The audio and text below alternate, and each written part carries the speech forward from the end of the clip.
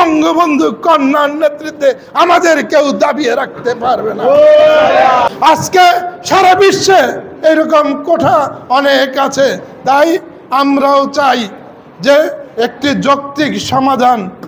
বঙ্গবন্ধু কন্যা আওয়ামী লীগ সবসময় শান্তির পথে বিশ্বাস করে, যার জন্য এখন পর্যন্ত কিন্তু তারা অনেক কিছুই করছে, কিন্তু আমরা কিছু করছি না।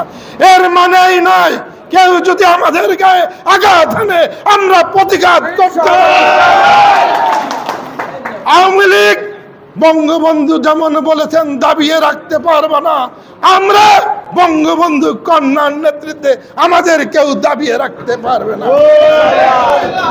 আওয়ামী লীগের নেতা কর্মীরা, আওয়ামী লীগের সহযোগী সংগঠনের নেতৃবৃন্দ সারা দিন রাত পাহারায় আছে। কেউ যদি অন্যায় করে, কেউ যদি বিশৃঙ্খলা করে, সারা বাংলাদেশে আওয়ামী লীগের নেতা কর্মীরা জেগে উঠবে, আর জেগে উঠলে কেউ পলানের পথ পাবেন না। তাই আমি বলতে চাই, দাউদকান্দি তিতাস চট্টগ্রামের প্রবেশদ্বার।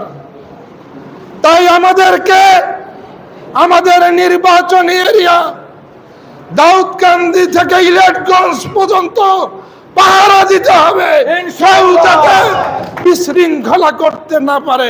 এটা আমাদের ঐতিহাসিক দায়িত্ব, এটা আমাদের উন্নয়নের দায়িত্ব, এটা আমাদের গণতান্ত্রিক দায়িত্ব, এটা আমাদের জনগণের জানমাল নিরাপত্তার দায়িত্ব। তাই আমরা বলতে চাই, কেউ যদি বিশৃঙ্খলা করার চেষ্টা করেন আমরা কিন্তু বসে থাকবো না ইনশাল্লাহ। তাই আমরা শান্তি চাই, আমরা উন্নয়ন চাই, আমরা এগিয়ে যেতে চাই।